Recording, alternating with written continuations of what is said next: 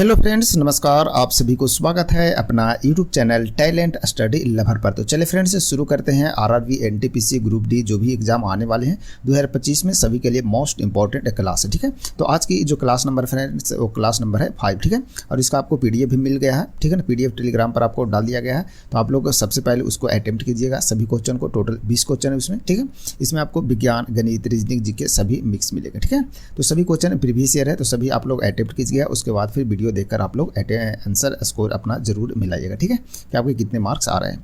और धीरे धीरे जैसे जैसे क्लास आपको बढ़ते जाएगा, उसके बाद फिर क्वेश्चन की संख्या भी इसमें बढ़ाते हुए चलेंगे। ठीक है ना, और ये वाली जो क्लास होगा तो इसमें अपना जो राइटिंग वाला जो पीडीएफ रहेगा ये भी आपको डाल दिया जाएगा।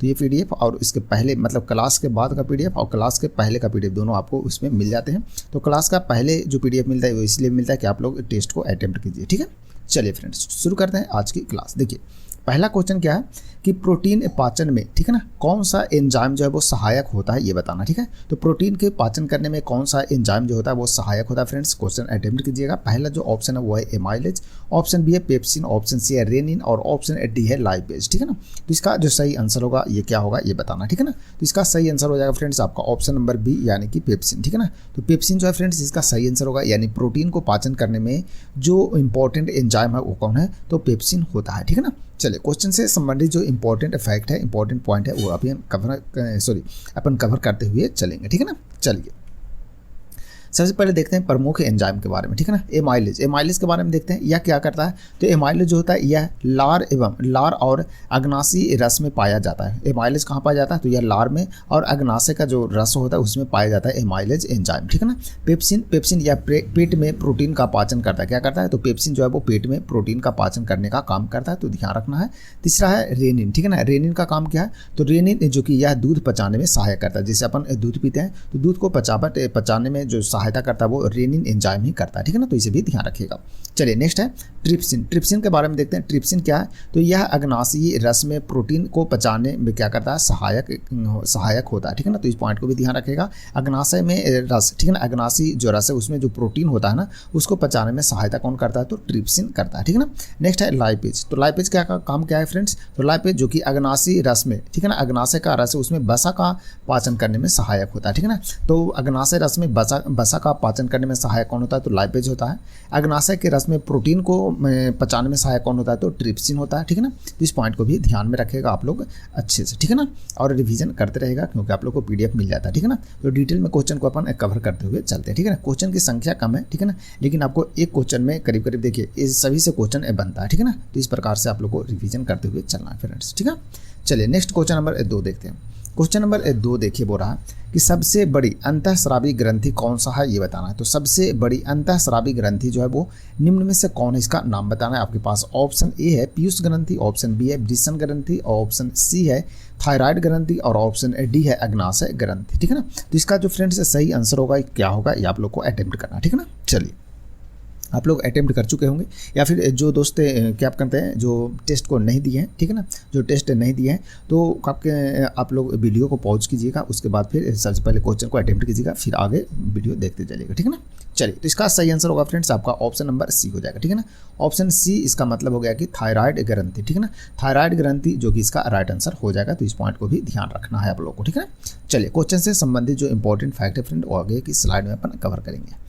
चलिए सबसे पहले देखते हैं पीयूष ग्रंथि के बारे में समझते हैं। ठीक है ना, तो पीयूष ग्रंथि क्या, पीयूष ग्रंथि जिसे मास्टर ग्रंथि भी कहते हैं। ठीक है ना, पीयूष ग्रंथि को क्या कहते हैं, मास्टर ग्रंथि कहते हैं और यह मस्तिष्क में पाया जाता है। ठीक है ना, तो इसे भी ध्यान में रखना है। ठीक है ना, इस ग्रंथि से प्रोलैक्टिन, ठीक है ना, ऑक्सीटोसिन, बेसोप्रेसिन, ठीक है ना, हार्मोन निकलता है। यानी कि ये 3 टाइप का हार्मोन जो है आपको निकलता है किससे, तो पीयूष ग्रंथि से निकलता है और ये मोस्ट इंपॉर्टेंट होता है। ठीक है ना, और जितने भी शरीर में जितने भी कार्य होते हैं सभी इसी के द्वारा नियंत्रित किया जाता है, इसीलिए इसे मास्टर ग्रंथि कहते हैं। ठीक है ना, और यह मस्तिष्क में पाया जाता है। ठीक है ना, कौन, पीयूष ग्रंथि, तो इसे भी ध्यान रखना है। चलिए नेक्स्ट देखते हैं थायराइड ग्रंथि के बारे में। थायराइड ग्रंथि यह सबसे बड़ी अंतःस्रावी ग्रंथि है। ठीक है ना, यानी कि शरीर के अंदर में जो सबसे बड़ी ग्रंथि है, अंतःस्रावी ग्रंथि है वो कौन है, तो थायराइड ग्रंथि है, इसे ध्यान में रखेंगे।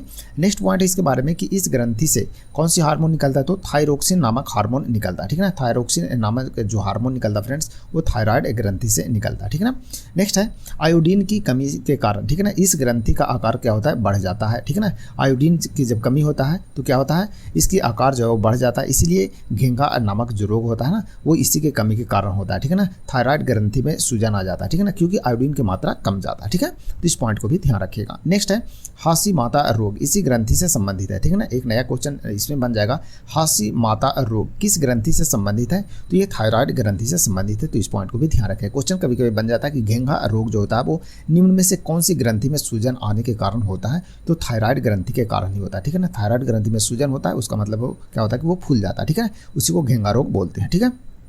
और ये फूलता क्यों है, तो ये फूलता है आयोडीन की कमी के कारण, ठीक है। तो इस पॉइंट को भी ध्यान रखिएगा। नेक्स्ट है वृषण ग्रंथि। वृषण ग्रंथि देखते हैं, यह एक नर जनन ग्रंथि है, ठीक है ना। यह नर में पाया जाने वाला ग्रंथि है जिसे वृषण ग्रंथि कहते हैं। नेक्स्ट है इस ग्रंथि से, ठीक है ना, टेस्टोस्टेरॉन हार्मोन निकलता है, ठीक है ना। कौन से हार्मोन निकलता है, तो टेस्टोस्टेरॉन हार्मोन जब वो वृषण ग्रंथि से निकलता है। तो इस पॉइंट को भी आप लोग ध्यान में रखिएगा, ठीक है ना। चलिए नेक्स्ट आगे देखते हैं। आगे है अग्नाशय ग्रंथि, ठीक है ना। अग्नाशय ग्रंथि के बारे में देखते हैं फ्रेंड। अग्नाशय ग्रंथि, इस ग्रंथि के बीटा कोशिका से इंसुलिन हार्मोन निकलता है। क्या निकलता है, तो इंसुलिन हार्मोन निकलता है, और इंसुलिन की कमी से ही मनुष्य में मधुमेह रोग होता है, ठीक है ना, जिसे चीनी रोग बोलते हैं, ठीक है ना, चिनिया रोग जिसे बोलते हैं, ठीक है ना। तो इंसुलिन की कमी से कारण ही होता है, ठीक है ना। तो इस पॉइंट को भी ध्यान रखिएगा, ठीक है। आगे है इंसुलिन की कमी से मधुमेह रोग होता है। देखिए आ गया पॉइंट। आगे है यह एक मिश्रित ग्रंथि है, ठीक है ना। तो अग्नाशय ग्रंथि जो क्या है, तो यह मिश्रित ग्रंथि के अंतर्गत आता है। तो इस पॉइंट को भी आप लोग को ध्यान रखना है, ठीक है ना। इस ग्रंथि के रस का, ठीक है, रस को पूर्ण पाचक रस कहा जाता है। क्या कहते हैं, तो पूर्ण पाचक रस कहते हैं किसे, इस ग्रंथि यानी कि अग्नाशय ग्रंथि के जो रस है उसे क्या बोलते हैं, तो पूर्ण पाचक रस कहते हैं। तो इस पॉइंट को भी ध्यान रखना आप लोग को। नेक्स्ट है जो ग्रंथि है वो है एड्रीनल ग्रंथि, ठीक है ना। एड्रीनल ग्रंथि, इसको देखते हैं, इसे क्या बोलते हैं, तो लड़ो या भागो ग्रंथि भी बोलते हैं, या लड़ो उड़ो भी ग्रंथि भी बोला जाता है, ठीक है ना। क्वेश्चन बन जाता है इसमें कि लड़ो उड़ो किस ग्रंथि को कहा जाता है, यानी निम्न में से किस ग्रंथि को लड़ो उड़ो हार्मोन कहा जाता है या हार्मोन निकलता है ये बोला जाता है, तो एड्रीनल ग्रंथि को कहा जाता है, ठीक है ना। तो इस टाइप के क्वेश्चन बनते हैं, तो ध्यान रखना आप लोगों को, ठीक है ना। यह एक अंतःस्रावी ग्रंथि है। क्या है, तो यह अंतःस्रावी ग्रंथि है, यानी कि आंतरिक ग्रंथि है, ठीक है। नेक्स्ट है अंतःस्रावी ग्रंथि है, जिसका खोज जो है वो विलियम बेलिस एवं, ठीक है ना, अर्नेस्ट स्टार्लिंग ने किया था, ठीक है ना। तो इस पॉइंट को भी आप लोग ध्यान रखिएगा, ठीक है। तो ये था ग्रंथि से संबंधित कुछ इंपॉर्टेंट जो फैक्ट था, आप लोग को सभी कवर करा दिया गया है। इससे ज़्यादा क्वेश्चन आपको नहीं बनेगा, ठीक है ना। तो आप लोग इतना रिवीजन कर लेंगे, मतलब आपका जो ग्रंथि से रिलेटेड जो क्वेश्चन है आप आसानी से अटेम्प्ट कर सकते हैं फ्रेंड्स, ठीक है ना। चलिए अब बढ़ते हैं आगे नेक्स्ट क्वेश्चन नंबर 3 की ओर।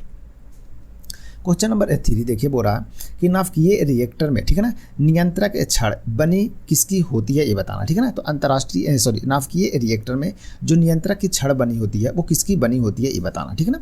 आपके पास ऑप्शन ए है यूरेनियम की, ऑप्शन बी है ग्रेफाइट, ऑप्शन सी है कैडमियम और ऑप्शन डी है प्लूटोनियम, ठीक है ना। तो इसमें सही जो आंसर होगा फ्रेंड्स ये आप लोगों को अटेम्प्ट करना है, ठीक है ना। तो नाभिकीय रिएक्टर में नियंत्रक छड़ जो होता है वो किसका बना होता है, तो इसका सही आंसर हो जाएगा फ्रेंड्स आपका कैडमियम, ठीक है ना। यानी कि ऑप्शन सी जो है इसका सही आंसर हो जाएगा, ठीक है ना, कैडमियम का, ठीक है। चलिए क्वेश्चन से संबंधित इंपॉर्टेंट फैक्ट भी अपन कवर करेंगे, देखते हैं। सबसे पहला जो पॉइंट है इसे देखते हैं, क्या है कि नाभिकीय रिएक्टर में नियंत्रक छड़ कैडमियम की बनी होती है। किसका होता है, कैडमियम का बना होता है, ध्यान रखना है। नेक्स्ट है बोरान, ठीक है ना। बोरान तथा कैडमियम की छड़ों का प्रयोग, ठीक है ना, नियंत्रक छड़ों के रूप में किया जाता है, ठीक है ना। यानी कि नियंत्रक छड़ में कैडमियम की छड़ और बोरान का छड़ भी यूज किया जाता है। क्यों किया जाता है, क्योंकि इसमें जो होता है न्यूट्रॉनों को अवशोषित करने की क्षमता होती है, किसमें, बोरान में और कैडमियम में, ठीक है ना। तो दोनों को ध्यान रखना, बोरान भी ऑप्शन में रहेगा, कैडमियम नहीं रहेगा, बोरान रहेगा, तो आप बोरान को अटेम्प्ट करिएगा, ठीक है ना। तो दोनों में से एक ही ऑप्शन रहेगा, देखिए यहाँ पर एक ही ऑप्शन दिया, ठीक है ना। तो दोनों को ध्यान में रखना आप लोग को, इसलिए डिटेल दिया गया, ठीक है ना। चलिए क्यों करता है, क्यों यूज किया जाता है, क्योंकि न्यूट्रॉन को अवशोषित करने की इसमें क्षमता होती है, किसमें, बोरान में और कैडमियम में। नेक्स्ट पॉइंट देखते हैं फ्रेंड्स कि नाभिकीय रिएक्टर, ठीक है ना, नाभिकीय रिएक्टर नियंत्रित नाभिकीय विखंडन के सिद्धांत पर कार्य करता है, ठीक है ना। कभी क्वेश्चन बन जाए कि नाभिकीय रिएक्टर किस सिद्धांत पर कार्य करता है, तो नियंत्रित नाभिकीय विखंडन के सिद्धांत पर यह कार्य करता है, ठीक है ना। यानी कि कंट्रोल रहता है उसमें, नियंत्रित रहता है, ठीक है ना।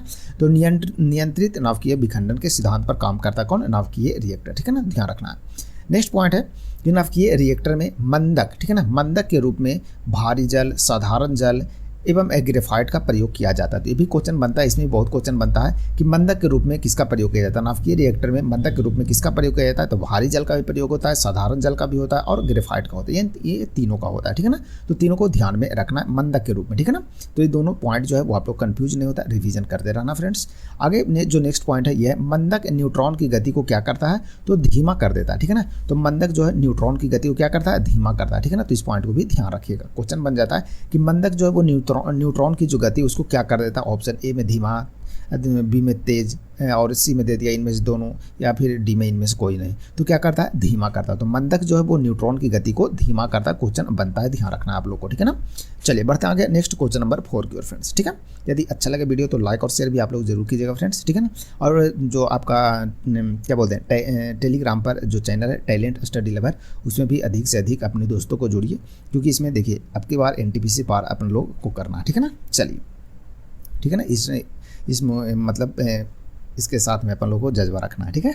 चलिए नेक्स्ट देखते हैं फ्रेंड्स क्वेश्चन नंबर 4 की। अपन लोग भी हम भी कोशिश करेंगे कि पर डे वीडियो मिले, थोड़ा सा टाइम का इशू हो जाता है, ठीक है ना, कभी कभी दिक्कत होते हैं तो वीडियो नहीं आ पाता है, लेकिन कोशिश करेंगे कि आपको सप्ताह में 6 तो कम से कम आपको जो सेट है वो आपको मिलना चाहिए, कम से कम कोशिश इतना ज़रूर रहेगा। फिर भी कोई यदि मतलब इमरजेंसी ऐसा नहीं आता तो कोशिश ज़रूर रखेंगे कि साथ भी मिल जाए, ठीक है ना। बाकी आप लोग टेंशन फ्री रहिए, आप लोग को रेगुलर क्लास आते रहेंगे, ठीक है ना। चलिए आप लोग भी मेहनत कीजिए, हम भी मेहनत करेंगे, साथ में मेहनत करके अपन लोग NTPC पार करेंगे, ठीक है फ्रेंड्स। चलिए नेक्स्ट है क्वेश्चन नंबर 4 देखते हैं। निम्न में से बकरी की प्रमुख नस्लें कौन सी है ये बताना, ठीक है ना। निम्न में बकरी की जो प्रमुख नस्ल है उसका नाम बताना है। आपके पास ऑप्शन ए है खैरा, ऑप्शन बी है मारवाड़ी, ऑप्शन सी है करना है और ऑप्शन डी है नीली। तो इसका जो सही आंसर होगा फ्रेंड्स वो क्या होगा ये बताना, ठीक है ना। तो प्रमुख नस्ल में जो आता है वो कौन आता है, तो मारवाड़ी आता है, ठीक है ना। तो ऑप्शन बी जो इसका सही आंसर होगा, इस पॉइंट को भी ध्यान में रखना है, ठीक है ना। ये भी प्रीवियस ईयर क्वेश्चन है। चलिए देखते हैं इंपॉर्टेंट पॉइंट, मारवाड़ी बकरी की प्रमुख नस्ल है, ठीक है ना। आगे नेक्स्ट पॉइंट है दुधारू भारतीय बकरी की जो नस्ल है वो मुख्य रूप से कौन कौन है, तो जमुनापारी, बर्बरी, बीतल और झकराना, ठीक है ना। ये जो है वो दुधारू बकरी के नस्ल हैं, तो इसे भी ध्यान में रखना, ठीक है ना। ये दुधारू मतलब अधिक दूध देने वाले जो बकरी भारतीय नस्ल है इसका नाम है ये, ठीक है ना। आगे नेक्स्ट जो है मांस देने वाली जो बकरी की प्रमुख नस्ल है उसमें आता है ब्लैक बंगाल आता है, कश्मीरी आता है, मालाबारी, सिरोसी, ठीक है ना। ये सभी जो बकरी है ये ज़्यादातर जो यूज किए जाते हैं वो मांस देने के लिए यूज किए जाते हैं, ठीक है ना। तो इस पॉइंट को भी ध्यान रखना है। नेक्स्ट है ऊन देने के लिए जो बकरी है उसका प्रमुख नस्ल कौन कौन है, तो पश्मीना हो गया, चेंगू हो गया, कश्मीरी हो गया। तो ये सभी जो बकरी है इसमें प्रमुख रूप से ऊन को देने के लिए यानी कि ऊन के लिए इन लोगों को पाला जाता है, ठीक है ना। तो इस पॉइंट को भी आप लोग को ध्यान रखना है। नेक्स्ट जो पॉइंट है फ्रेंड्स ये है कि विश्व की दूध की रानी, ठीक है ना, विश्व की दूध की रानी स्विट्जरलैंड में जन्मी सोनेन बकरी को कहा जाता है, ठीक है ना। तो विश्व की दूध की रानी कौन सी बकरी को कहते हैं, तो सोनेन नामक बकरी है उसको कहते हैं, जो कि स्विट्जरलैंड में इनका जन्म हुआ था, ठीक है। तो इस टाइप के क्वेश्चन भी बनते हैं कभी कभी, तो हार्ड क्वेश्चन इस टाइप के बन जाएंगे, तो आप लोग को रिवीजन करना है और ध्यान में भी रखते हुए चलना, ठीक है। तो इस पॉइंट को, इस टाइप के जो पॉइंट मिलते हैं उसको आप 2-3 बार रिवीजन करेंगे तो आप लोग को आसानी से दिमाग में वो बना रह जाएगा, ठीक है ना। चलिए बाकी रिवीजन भी होते रहेगा इस क्लास में। आप लोग यदि रेगुलर वीडियो देखते रहेंगे, रेगुलर क्लास को आप देखते रहेंगे तो आपको रिवीजन भी इसमें हम कराते रहेंगे, ठीक है ना। क्योंकि क्वेश्चन की संख्या भी बढ़ाएंगे तो जो क्वेश्चन है ना उससे अपन लोग रिवीजन के तौर पर भी कुछ क्वेश्चन लेते हुए चलेंगे इसमें, ठीक है ना, ताकि आप लोग को रिवीजन भी हो जाए, नए क्वेश्चन भी मिल जाए और सीखने को भी मिलता रहे, ठीक है ना। चलिए फ्रेंड्स आगे बढ़ते हैं नेक्स्ट क्वेश्चन की ओर। नेक्स्ट है क्वेश्चन नंबर 5 देखिए। निम्नलिखित में से कौन सा क्रम सही नहीं है ये बताना। क्वेश्चन को हमेशा गौर से पढ़ना, क्या पूछ रहा है वो देखना है, ठीक है ना। ये नहीं कि इजी क्वेश्चन मिला क्वेश्चन पढ़ें आधा अधूरा पढ़ें और आंसर टिक कर दिया, नहीं, क्वेश्चन को हमेशा ध्यान से पढ़ना है, ठीक है ना। सेट मारने का मतलब होता है, सेट प्रैक्टिस का मतलब यही होता है कि क्वेश्चन को ध्यान से पढ़ना है, मतलब क्या पूछ रहा है क्या नहीं पूछ रहा है वो देखना है। ऐसा नहीं कि पूछ रहा है कि कौन सही नहीं है देखें नहीं और सही वाला मार के जेम्स वास्प इंजन सही है मार दिए हो गया, बाद में देखते हैं तो क्वेश्चन गलत, ठीक है ना। तो इस प्रकार से नहीं पढ़ना, क्वेश्चन को आसानी से पढ़ना, आराम से पढ़ना, थोड़ा सा टाइम देना, 10 सेकंड 15 सेकंड जो भी टाइम लगे क्वेश्चन पढ़ने में, आप क्वेश्चन को पढ़िए उसके बाद अटेम्प्ट कीजिए, ठीक है ना, ताकि जो क्वेश्चन बने वो बिल्कुल सही बने, गलत ना बने। यानी एक तो होता है क्या जी कि क्वेश्चन जो नहीं आता वो अलग है, लेकिन जो जाना हुआ क्वेश्चन आप गलत बना रहे हैं इसका मतलब है कि आप माइनस में बहुत ज़्यादा जा रहे हैं। माइनस तो 1 नंबर लेके गया, दूसरा सही है उसमें से -0.33 लेके जाता है ये, ठीक है ना। इसलिए आप लोगों को क्वेश्चन को अटेम्प्ट करना है आसान, मतलब आराम से, ठीक है ना, ध्यानपूर्वक मतलब। चलिए फ्रेंड्स, तो इसका जो सही आंसर हो जाएगा वो क्या होगा ये बताना। क्वेश्चन में पूछ रहा है कौन सा क्रम सही नहीं है ये बताना, ठीक है ना। तो इसका सही आंसर क्या होगा, सही आंसर हो जाएगा आपका जे पार्किंसन जो है वो पेंसिलिन के आविष्कार किए थे, जो कि गलत है, ठीक है ना। तो ऑप्शन डी जो है इसका सही आंसर होगा। बाकी जेम्स वाट के द्वारा ही वाष्प इंजन का आविष्कार किया गया था, A.G. बेल के द्वारा टेलीफोन का आविष्कार किया गया था, J.L. बेयर्ड के द्वारा टेलीविजन का आविष्कार किया गया था, ठीक है ना। तो जे पार्किंसन के द्वारा पेंसिलिन का आविष्कार नहीं किया गया था, ठीक है ना, ये बिल्कुल गलत है, ठीक है। चलिए क्वेश्चन से संबंधित इंपॉर्टेंट जो पॉइंट है फ्रेंड ये देखते हैं आगे की स्लाइड में, ठीक है ना, आपको देखने को मिल जाएगा इसमें। जे पार्किंसंस जो व्यक्ति थे उन्होंने पार्किंसंस नामक जो रोग है उसका नामकरण किया था, ठीक है ना। तो पार्किंसंस रोग है उसका नामकरण जे पार्किंसन के द्वारा किया गया था, तो इस पॉइंट को भी ध्यान रखना है, ठीक है ना। आगे इस रोग का कारण क्या, तो मस्तिष्क में तंत्रिका कोशिकाएं प्रभावित होती है, ठीक है ना। यानी पार्किंसन जो रोग होता है ना उसमें मस्तिष्क में तंत्रिका कोशिका रहता है फ्रेंड्स, वो क्या होता है, प्रभावित होता है, तो इस पॉइंट को भी ध्यान रखना है, ठीक है ना। पेनिसिलिन जिसका खोज स्कॉटलैंड के जीव विज्ञानी एवं औषधि निर्माता अलेक्जेंडर फ्लेमिंग के द्वारा किया गया था, ठीक है ना। तो पेनिसिलिन का आविष्कार जो है वो अलेक्जेंडर फ्लेमिंग के द्वारा किया गया था 1928 ईस्वी में, तो इस पॉइंट को भी ध्यान रखना आप लोग को। और नेक्स्ट है आधुनिक कंप्यूटर का जन्मदाता कौन है, तो एल ट्यूरिंग है, ठीक है ना, ट्यूरिंग, ठीक है, एल ट्यूरिंग है, तो ये है आधुनिक कंप्यूटर के जन्मदाता। ट्रेन भी आ गया, ठीक है, तो ट्रेन आता तो कोई तेज आवाज आने लगती है, ठीक है ना, क्योंकि स्टेशन के बगल में रहता है ना इसलिए। चलिए, तो आधुनिक जो कंप्यूटर है फ्रेंड उसके जन्मदाता कौन है, तो एल ट्यूरिंग है, उनको कहा जाता है आधुनिक कंप्यूटर का जन्मदाता, ठीक है ना। तो इस पॉइंट को भी आप लोग ध्यान में रखना है, ठीक है ना। चलिए बढ़ते हैं आगे नेक्स्ट क्वेश्चन की ओर फ्रेंड्स, ठीक है ना। चलिए आगे नेक्स्ट है क्वेश्चन नंबर 6 जो कि जीके का क्वेश्चन मिलेगा। पाँच क्वेश्चन आपको साइंस का कंप्लीट हो गया, ठीक है ना। 5 क्वेश्चन में नहीं, 5 क्वेश्चन के बराबर वो मतलब मान के चलिए कि 30-40 क्वेश्चन के बराबर हो गया वो, ठीक है ना। लेकिन आपको देखने में तो 5 ही क्वेश्चन लगेंगे, ठीक है ना। चलिए आगे देखते हैं next question friends.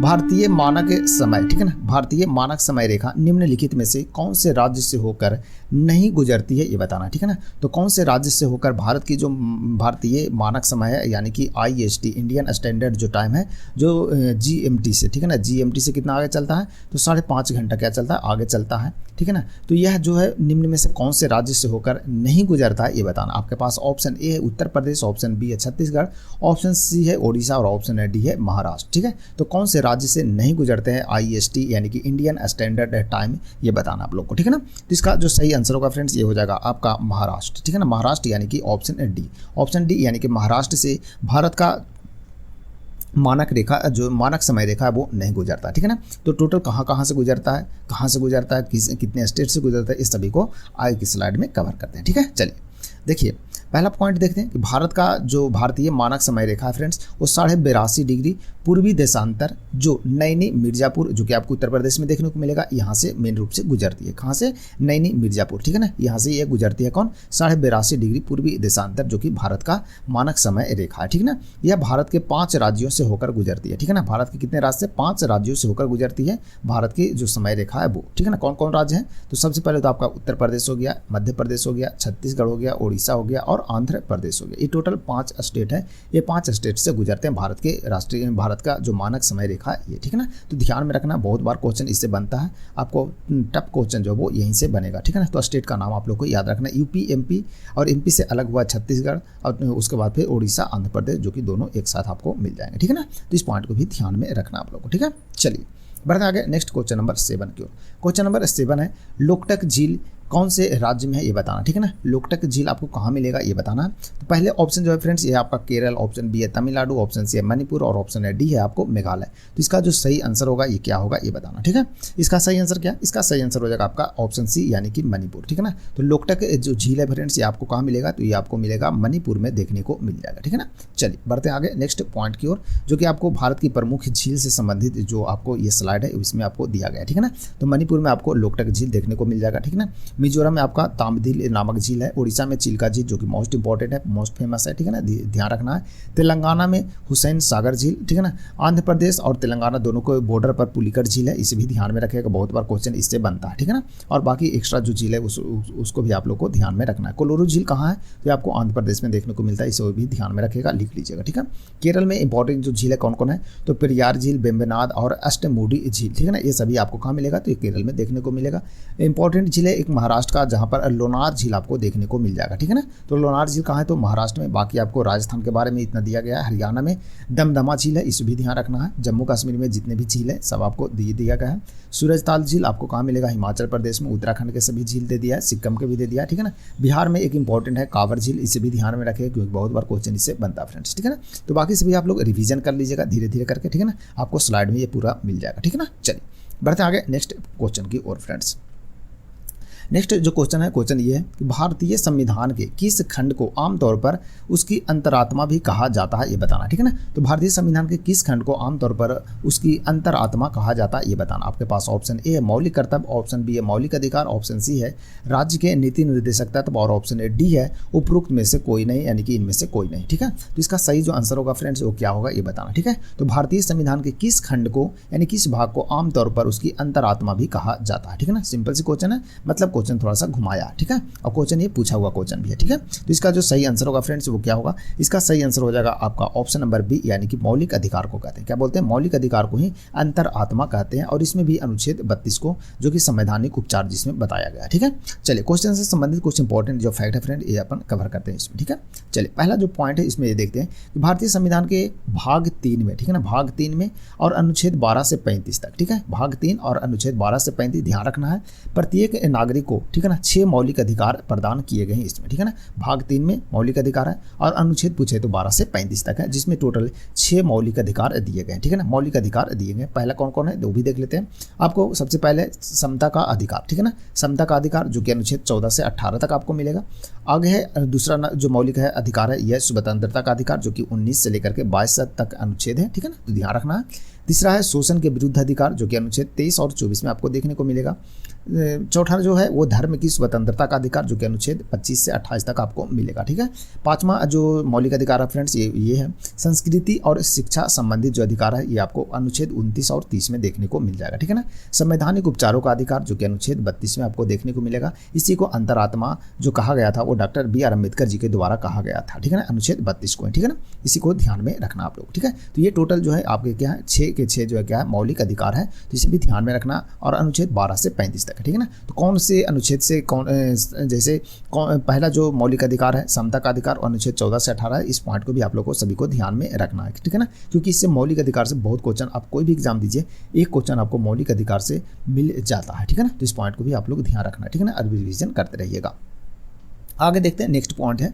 Next point है कि कुल 7 अधिकार मूल रूप से संविधान में प्रदान किए गए थे। ठीक है ना, पहले जो मौलिक अधिकार था उसकी संख्या टोटल कितना था, टोटल 7 था। तो वर्तमान में कितने हैं, वर्तमान में 6 है, लेकिन जो मूल रूप से था वो कितना था, 7 था। 7वां कौन था, तो संपत्ति के अधिकार था, जिसे क्या किया गया, जिसे संपत्ति के अधिकार को 44वां संविधान संशोधन जो कि 1978 में हुआ था, इसके द्वारा संपत्ति के अधिकार को मौलिक अधिकार से हटा दिया गया और इसे कानूनी अधिकार बना दिया गया और अनुच्छेद 300 के ए में, ठीक है ना, 300 के ए में रख दिया गया। ठीक है, तो इस पॉइंट को भी ध्यान रखिएगा, बहुत बार क्वेश्चन इससे बनता है कि संपत्ति के अधिकार को कौन से अनुच्छेद में रखा गया, तो यह 300 के ए में या 300 के क में रखा गया। ठीक है ना, संपत्ति का अधिकार क्वेश्चन बन जाता है कि कौन से निम्न में से कानूनी अधिकार है, तो संपत्ति का अधिकार जो क्या कानूनी अधिकार है। ठीक है ना, 44वां संविधान संशोधन कब हुआ, 1978 में हुआ, इस पॉइंट को भी ध्यान रखिएगा।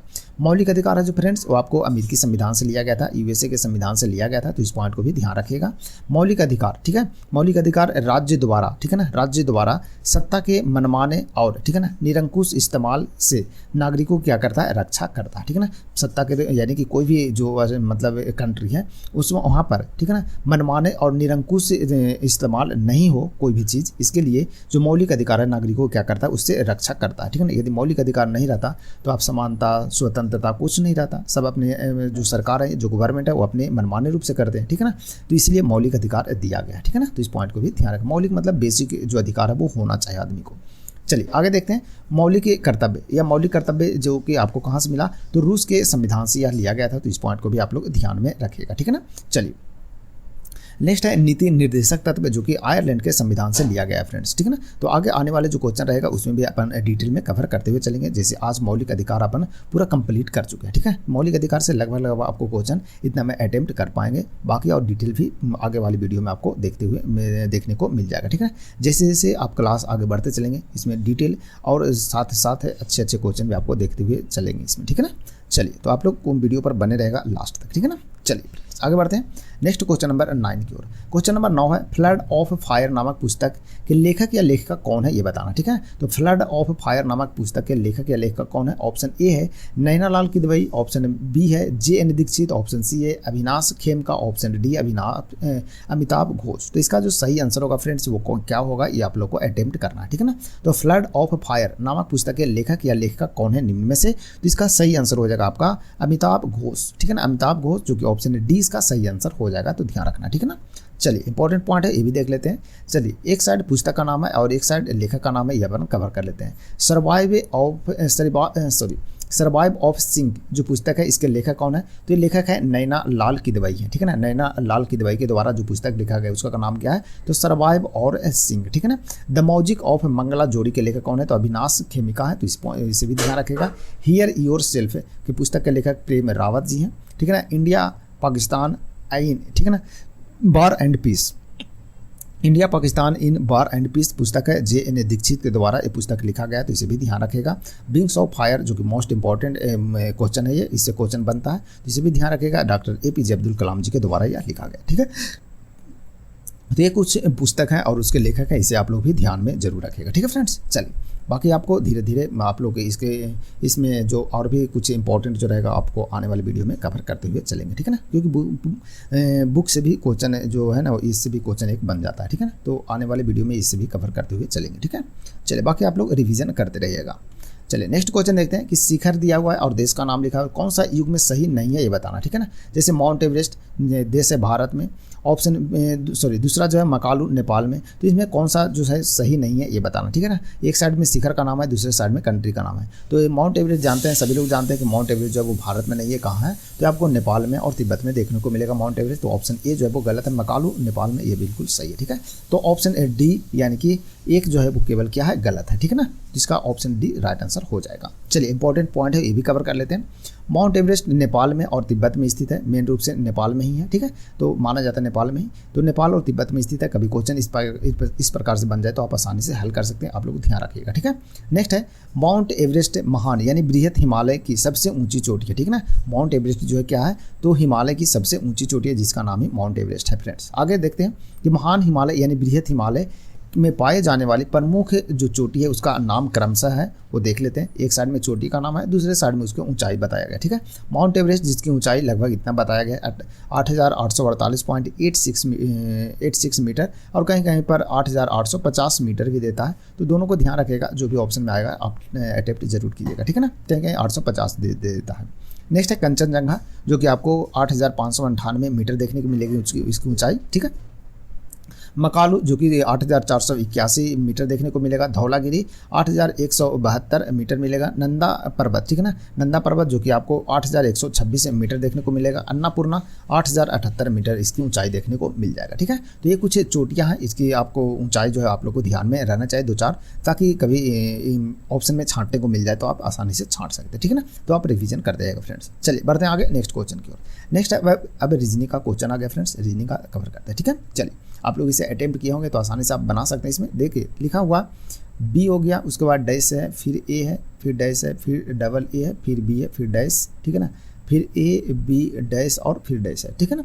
सबसे पहले इसमें टोटल गिनते हैं कि टोटल कितने अंक इसमें आएंगे, ठीक है। तो 1 2 3 4 5 6 7 8 9 10 11 12, ठीक है। तो 12 आ गया टोटल, इसमें कितने हैं? 12 है। तो 12 को यदि हम अपन ग्रुप में बनाएंगे तो या तो 3 का ग्रुप बनेगा, या तो 2 का ग्रुप बनेगा, या तो 4 का ग्रुप बनेगा, या फिर 6 का ग्रुप बनेगा, ठीक है ना। इस प्रकार से तो यदि 2-2 का ग्रुप बनाएंगे तो क्या बनेगा? देखिए इसमें यहाँ से भी आप पकड़िएगा कि A आएगा तो डबल A में आएगा, ठीक है। अब डबल A यहाँ आएगा कि यहाँ आएगा, ये भी देखना है, ठीक है। अब देखिए डबल A के बाद फिर क्या आ रहा है? B आ रहा है। तो डबल A के बाद B, यदि यहाँ आप A रखेंगे तो फिर B कैसे आएगा? नहीं आएगा, यानी कि डबल A यहाँ रखेंगे और B यहाँ रख सकते हैं, ठीक है। तो देखिए B डबल A, ठीक है ना, फिर B डबल A बनते हुए जा रहा है, यानी कि सिंपल से यहीं से मिल गया। यानी कि एक ही स्टेप में आप 3 स्टेप में आप आसानी से बना सकते हैं। मतलब 3-3 का हम ले लेते हैं, इसमें 3-3 का ग्रुप बना लेते हैं। तो देखिए 3 का ग्रुप 1 2 3, ठीक है ना, 3 का ग्रुप 1 2 3, 3 का ग्रुप 1 2 3, ठीक है। अब देखिए B डबल A देखिए आसानी से बन गया। यानी कि जो कॉलम भरना था वो आसानी से आप भर लिए। A हो गया, B हो गया, A हो गया, A हो गया और A हो गया। यानी कि इस रूप से आप इसे आसानी से भर सकते हैं, ठीक है। यानी कि कौन सा ऑप्शन हो जाएगा आप एक बार देख लीजिएगा, A B फिर A फिर ट्रिपल A, जो कि ऑप्शन C में आपको देखने को मिल जाएगा, ठीक है ना। तो इस टाइप के जो क्वेश्चन मिलता है फ्रेंड, इसमें आपको ग्रुप बनाना रहता है, ठीक है ना। सबसे पहले टोटल अंक गिन लीजिए, ठीक है। उसके बाद फिर ग्रुप में आप तोड़ने की कोशिश कीजिए कितने ग्रुप में बन रहेगा। पहले 2 ग्रुप में देखिए, 2 में नहीं बन पा रहा है, 3 में देखिए, 3 में नहीं बन पा रहा है, 4 में बनेगा, ठीक है, लेकिन वो ग्रुप में बन जाएगा, ठीक है। चलिए कभी कभी ऐसा होता है, ठीक है ना। तो ज़्यादातर जो क्वेश्चन इसमें बनते हैं वो ग्रुपिंग के हिसाब से बनते हैं, तो आप ग्रुप बनाना इसमें और प्रैक्टिस जितना ज़्यादा कीजिएगा उसमें आपको दिमाग में काम करेगा ये, ठीक है ना। जैसे जितना आप मतलब मान के चलिए कि इस टॉपिक से आप यदि 50 क्वेश्चन अटैम्प्ट कर लिए, ठीक है ना, आप आसानी से फिर इसमें कोई भी क्वेश्चन आएगा आप आसानी से ग्रुप कर लेंगे, आपको इतना तोड़ जोड़ करने की बहुत ज़्यादा ज़रूरत ही नहीं पड़ेगा। एक बार अंक गिनिएगा उसी में आप आसानी से बना सकते हैं इसमें, ठीक है ना। तो आप प्रैक्टिस करते रहेगा, इसमें आपको सेट में प्रत्येक दिन एक क्वेश्चन तो आपको मिलेगा ही मिलेगा, प्रत्येक कभी भी एग्जाम दीजिए तो एक क्वेश्चन इसमें से मिल जाता है आपको, ठीक है ना। तो इस टाइप के क्वेश्चन को प्रैक्टिस करते रहना, ठीक है। चलिए नेक्स्ट देखते हैं फ्रेंड्स। नेक्स्ट क्वेश्चन है जो बता रहा क्या कि निम्नलिखित प्रश्न में दी गई श्रृंखला में लुप्त जो संख्या है उसको, लुप्त जो अंक है उसे ज्ञात करना है, यानी कि जो एक प्रश्नवाचक चिन्ह है यहाँ पर क्या आएगा ये बताना, ठीक है। देखिए क्वेश्चन में आपको दिया है क्या 5.5 से हो रहा है कितना 11 हो रहा है, ठीक है ना। 5.5 से 11 मतलब कितने की वृद्धि हो रहा है, तो देखिए कितना का वृद्धि हुआ 5.5, यदि मान लेते हैं कितना है 6 है तो 5 यानी 5.5 का वृद्धि हो रहा है, ठीक है ना। उसके बाद फिर देखिए 11 से हो गया 17 तो कितने की वृद्धि हो रहा है 11 6.5 का हो रहा है, ठीक है ना। उसके बाद फिर से देखते हैं तो 17 के बाद कितना हो रहा है 25, 17 के बाद कितना हो रहा है 25, तो 25 से 17.5 के बाद हो रहा है कितना 25, तो 25 में कितना आगे वृद्धि हो रहा है ये 7.5 का वृद्धि हो रहा है। उसी प्रकार से फिर कितना का वृद्धि हो रहा है, फिर देखिए 25 और 8 यानी कि 8.5 का वृद्धि हो रहा है। उसी प्रकार से फिर कितना का हो रहा है 9.5 का वृद्धि हो रहा है। तो आपका कितने का वृद्धि होगा 10.5 का हो रहा है, ठीक है। तो देखिए 5.5 6.5 7.5 8.5 9.5 10.5 इस प्रकार से वृद्धि होते हुए चल रहा है, ये मतलब क्रमशः इस प्रकार से वो चल रहा है, ठीक है ना। चलिए तो देखिए 10.5 43 में 10.5 यदि आप वृद्धि करेंगे तो कितना आएगा वो, देखिए 43 और 10 कितना हो जाएगा 43 और 10 53.5, ठीक है ना। 53.5 जो कि आपका हो जाएगा ऑप्शन बी जो है फ्रेंड्स आपका राइट आंसर हो जाएगा, ठीक है ना। तो इस टाइप के जो क्वेश्चन बनते हैं इसे आप लोग अटेम्प्ट करते रहेगा, मतलब प्रैक्टिस करते रहेगा, ठीक है। चलिए बढ़ते हैं आगे नेक्स्ट क्वेश्चन की ओर फ्रेंड्स। नेक्स्ट जो क्वेश्चन है ये है कि नीचे दिए गए विकल्पों से, ठीक है ना, लुप्त पद को ज्ञात करना, ठीक है ना। आपको ये जो प्रश्नवाचक चिन्ह पर है चिन्ह है ना, यहाँ पर जो कौन सा पद आएगा ये आप लोग को बताना है, ठीक है ना। चलिए तो इसको देखते हैं, इसका जो सही आंसर होगा वो क्या होगा ये बताइए। देखिए सबसे पहले तो देखना है इसमें कि ये जो 49 आ रहा है वो किस प्रकार से आ रहा है, ठीक है। चलिए इसमें दिमाग लगाइए किस प्रकार से ये बना है, ठीक है। चलिए सबसे पहले देखते हैं, देखिए सिंपल सी है, अब यदि दिमाग लगाने तो आसानी से बन जाएगा, नहीं तो टप तो है ही, ठीक है। तो देखने में तो थोड़ा सा लग रहा है भयानक है। चलिए तो 72 और 18 को जोड़िए, तो 72 और 18 कितना आ जाएगा आपका, 72 और 18 जोड़ेंगे तो आपका आ जाएगा कितना 90, ठीक है ना। 72 + 18 बराबर आ जाएगा आपका 90, ठीक है ना। उसी प्रकार से इधर नीचे जोड़ेंगे 24 और 41, ठीक है ना। 24 + 17 जोड़ेंगे तो कितना आ जाएगा 41 आ जाएगा, कितना आएगा 41।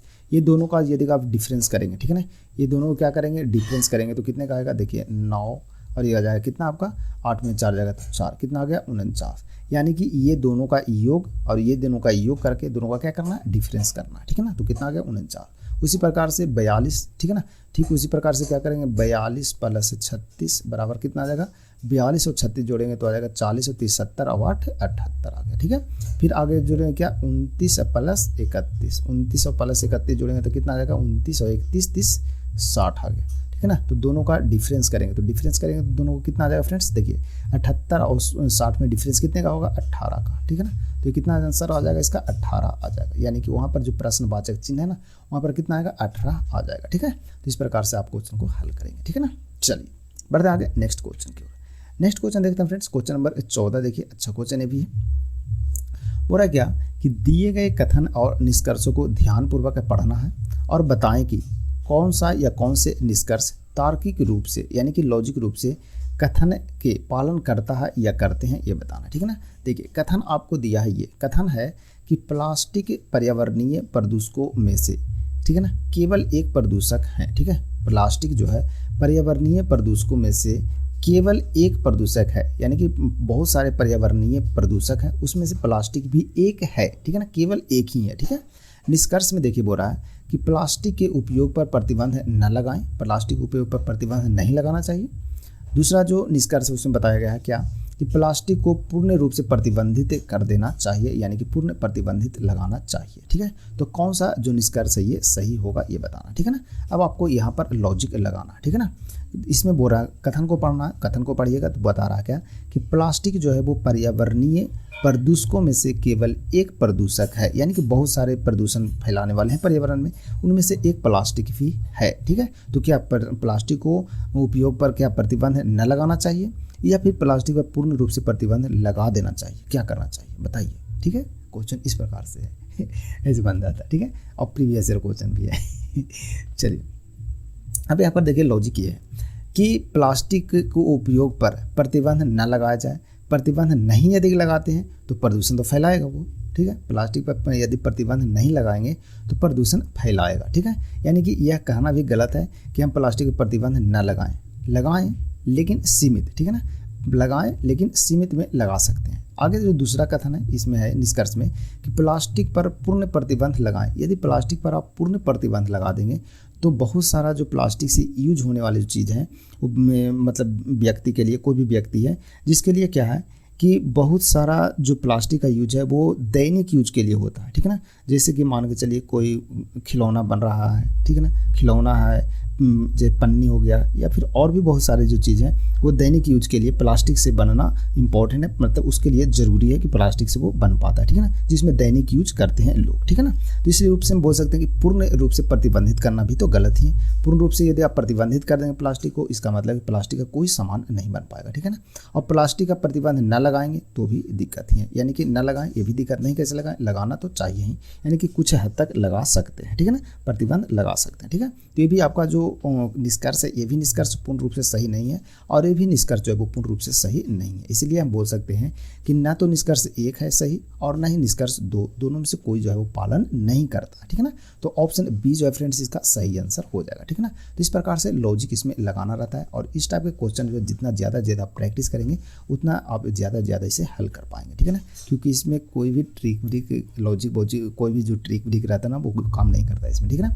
तो इसमें लॉजिक लगाना है, बोला है ना क्वेश्चन में कि तार्किक रूप से आपको लॉजिक लगाना है, ठीक है ना। तार्किक रूप से आपको कथन को पहचानना है, पालन करना है, इसको पालन भी करना है, ठीक है।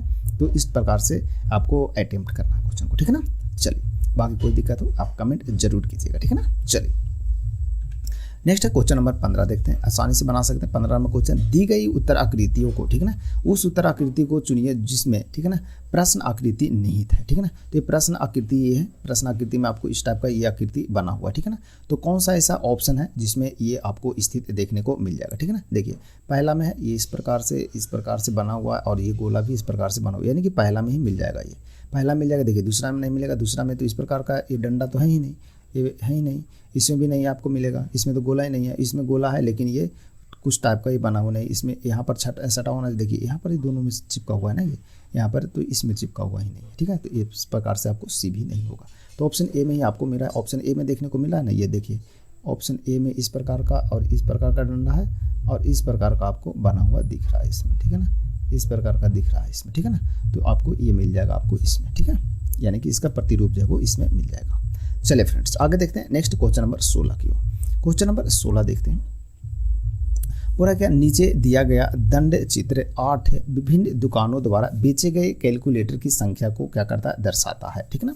देखिए कैलकुलेटर को दर्शाया, नीचे दिया है आपको कि एम तथा एन द्वारा बेचे गए कुल कैलकुलेटर की संख्या का, ठीक है ना, पी तथा क्यू द्वारा बेचे गए कुल कैलकुलेटर की संख्या का रेशियो होगा जो क्या होगा ये बताना, ठीक है ना। यानी कि एम प्लस एन, ठीक है ना, एम प्लस एन का और रेशियो पी तथा क्यू का जो जोड़ का यू होगा, ये दोनों का रेशियो पूछ रहा है, ठीक है ना। तो एम और एन का देखिए, एम का हो गया और एन का हो गया, जोड़ेंगे तो कितना होगा 8 7 1500, ठीक है, 1500 हो गया।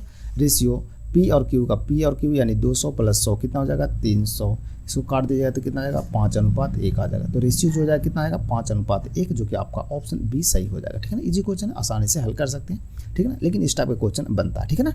चलिए फ्रेंड्स आगे नेक्स्ट क्वेश्चन देखते हैं।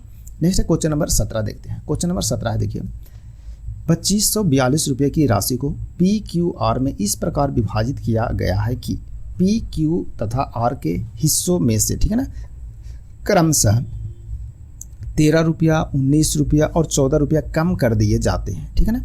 तो उनके हिस्से में 17, 16 और 15 का अनुपात होंगे, ठीक है ना। आर का आरंभिक हिस्सा यानी कि आर का शुरू में जो हिस्सा था वो कितना होता ये बताना है, ठीक है ना। चलिए सिंपल सी क्वेश्चन है, आप आसानी से इसे हल कर सकते हैं, लेकिन क्वेश्चन में लॉजिक भी है, समझना भी है, ठीक है ना। चलिए देखिए टोटल कितने हैं, पी है, क्यू है और आर है, ठीक है ना। टोटल 3 व्यक्ति है जिसमें रेशियो आपको दिया है, देखिए कितना का 17:16:15 का, ठीक है ना। लेकिन एक चीज़ यहाँ ध्यान रखना है कि ये रेशियो कब दिया है, ये रेशियो दिया है कि टोटल 2542 रुपया, ठीक है ना, 2542 रुपया में यदि तीनों के हिस्से में से पी के हिस्से में से 13 रुपया, क्यू के हिस्से में से 19 रुपया और आर के हिस्से में से 14 रुपये यदि कम कर देते हैं, तब ये रेशियो में आपका जो है वो मान आता है। यानी कि ये रेशियो तब आएगा जब आप ये जो वैल्यू है ना, ये आपको इतना रुपया सभी के हिस्से से घटाएंगे, तब ये रेशियो आपको प्राप्त होगा, ठीक है ना। इतना यानी कि टोटल घटाएंगे 2542 रुपये में, तो टोटल कितना घटाना पड़ेगा तो ये रेशियो प्राप्त हुआ। देखिए 14, 19 और 13 जोड़ दिए थे, 10, 20, 30 तो ऐसे हो गया। 30 और 9 कितना 39, 39 और 4 कितना 43, 43 और 3 46, यानी कि टोटल 46 रुपये इसमें माइनस कर देते हैं। तो टोटल 46 रुपया यदि माइनस कीजिएगा तो कितना आ जाएगा, 12 में से 6 जाएगा तो 6, 3 में से यानी कि 13 में से 4 जाएगा तो कितना 9 और ये हो जाएगा आपका 24, यानी कि 2496 रुपया, ठीक है। यानी कि इतना में से हिस्सा अब बांटा जाएगा तो इस रेशियो में बांटा जाएगा, ठीक है ना। चलिए यहाँ तक समझ में आ गया।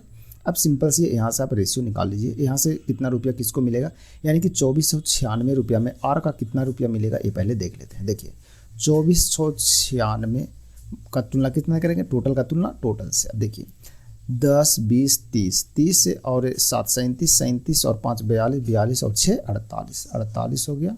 अब आर का मान निकालना है, तो आर का मान निकालना है तो गुना कितना से कर देंगे, 15 से, तो गुना 15 कर देंगे। अब इसको काट देते हैं, 5 तिया 15 हो जाएगा, 16 तिया 48, 16 से इसको काट दीजिए, 16 एकम 16 और 8 है 89, तो 16 पच्चे 80, ठीक है ना, और 16 सक 96, ये आपका ये कट गया इतना से।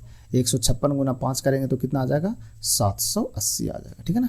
78 दूनी 156, 1 बैठा देंगे 780। तो 780 रुपया जो आर का मान आया, एक कब आया, जब 2496 रुपया को बांटा गया तब आया 780 रुपया इसका मान, किसका, आर का हिस्सा आया। लेकिन ये आर का हिस्सा कब आया, ये 2496 रुपया में ना आया 780 रुपया। लेकिन यहाँ बोल रहा है क्या कि आरंभिक हिस्सा क्या था ये बताना, यानी कि शुरू में आर का हिस्सा क्या था, तो आर के हिस्सा में से देखिए 14 रुपया कितना कम न किए हैं, तो 14 रुपया इसमें और क्या करेंगे, ऐड कर देंगे। तो शुरू में यानी कि बोलें तो जो शुरू राशि था 2542 रुपया, उसमें आर का हिस्सा कितना आ जाएगा, 780 प्लस 14 कर देंगे तो 794 रुपया, ठीक है ना, 794, जो कि आपका ऑप्शन 20 का राइट आंसर हो जाएगा फ्रेंड्स, ना कि ऑप्शन डी, ठीक है ना। तो इस प्रकार से आप लोग को ध्यान रखना, यही लॉजिक था यहाँ पर, ठीक है ना। तो इसे ध्यान रखना, 2496 रुपया रहता तब आपको 780 रुपया मिलता, किसको, आर को मिलता। लेकिन 14 रुपया कम किया गया था शुरू में, वहीं पूछ रहा है क्या कि आरंभिक हिस्सा क्या होगा था, आरंभिक मतलब शुरू में, तो शुरू में तो 2542 रुपया था, तो 2542 रुपये में 14 रुपया और ऐड कर देंगे, यानी कि 780 प्लस 14 794 रुपये, ठीक है ना। चलिए बढ़ते हैं आगे नेक्स्ट क्वेश्चन की ओर फ्रेंड्स, जो कि 18 नंबर क्वेश्चन है। क्वेश्चन नंबर 18 देखिए, ये भी अच्छा क्वेश्चन है।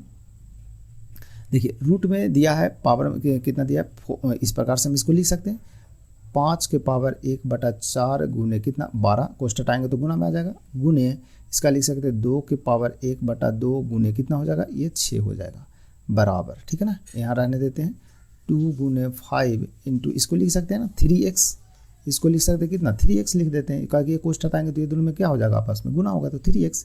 अब यहाँ पर देखिए काट देते हैं, तो 4 तिया 12 हो गया और ये 6 दूनी 12 हो गया। अब इसको देखिए लिख सकते हैं ना इस रूप में, 2 के पावर 2 गुने, ठीक है ना, 5 के पावर कितना 3 लिख सकते हैं इस रूप, सॉरी 2 तिया 6 ना, ये भी 3 आएगा गुरु, 3, ठीक है ना, दोनों में कितना आएगा 3 3 आएगा, ठीक है, बराबर। अब यहाँ पर लिख सकते हैं 2 गुना 5 के पावर कितना हो जाएगा 3x हो जाएगा। अब देखिए दोनों का बेस जो है क्या है, बराबर है, दोनों का बेस क्या हो गया, बराबर। जब बेस बराबर तो घात भी बराबर, यानी कि बेस बराबर क्या हो जाएगा, घात, यानी कि अब इसको भी हम लिख सकते हैं 2 गुने 5 को भी हम लिख सकते हैं कितना, पावर 3। इसका मतलब तो ये हुआ ना, इसी को तो आप तोड़ के लिखोगे तो लिखोगे 2 के पावर 3 गुने 5 के पावर 3, तो इस रूप में हम इसको जब लिख सकते हैं, इसको भी हम इस रूप में लिख सकते हैं, आसानी से लिख लिए।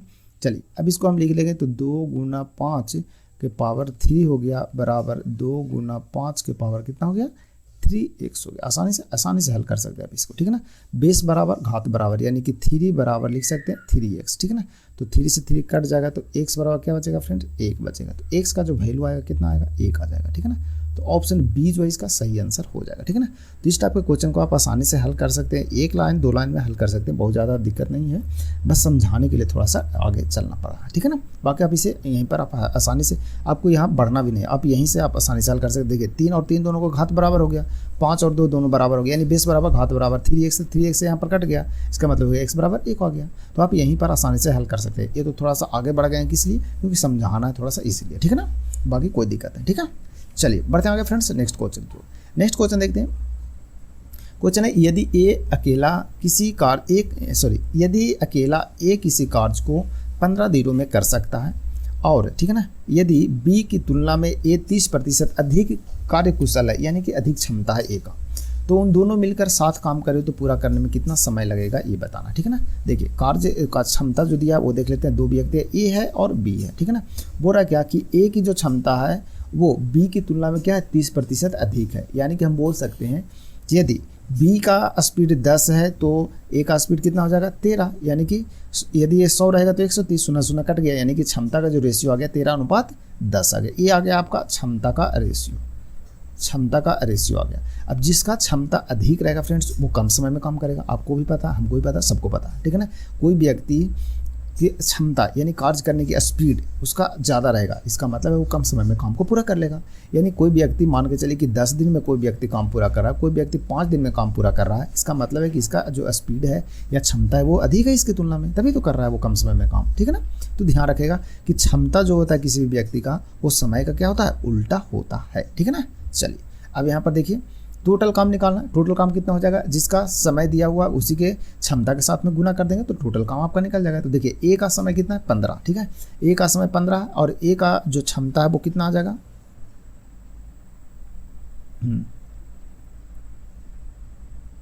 हाँ ठीक है ना।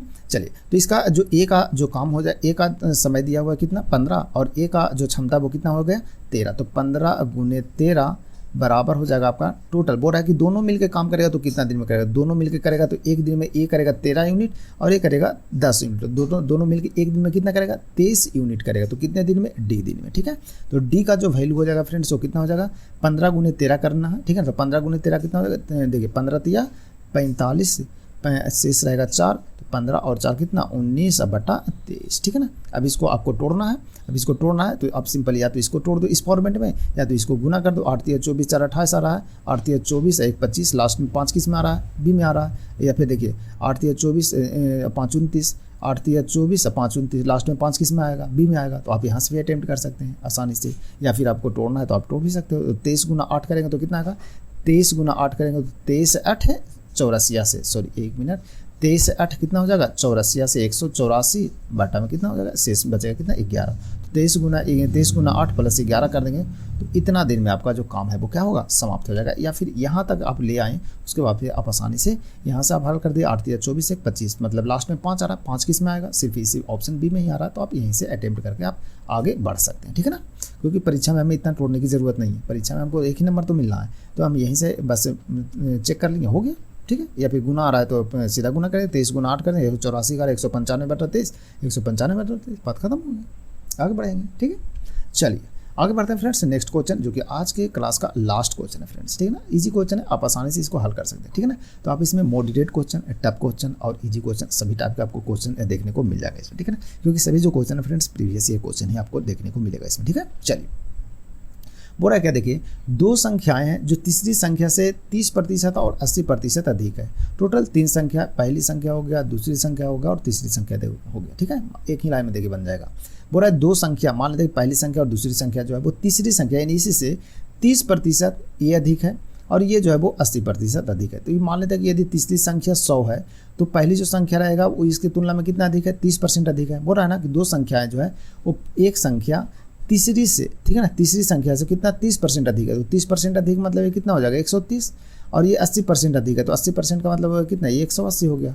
तो बोल रहा है कि दो संख्याओं का जो अनुपात होगा वो क्या होगा ये बताना। तो देखिए दो संख्या हो गया ना, ये दो संख्या का जो रेशियो होगा कितना होगा 13:18 हो जाएगा। तो 13:18 जो कि ऑप्शन सी इसका राइट आंसर हो जाएगा फ्रेंड्स। ठीक है, चलिए तो ऑप्शन सी इसका सही आंसर हो जाएगा। आप आसानी से एक लाइन में इसे हल कर सकते हैं। ठीक है, इजी क्वेश्चन था, आप नंबर सिस्टम में आप आसानी से आप बना सकते हैं। इसके नंबर सिस्टम हो गया, रेशियो हो गया, परसेंटेज हो गया, कहीं भी ये बन जाएगा सर। ठीक है ना, सभी में बन जाएंगे।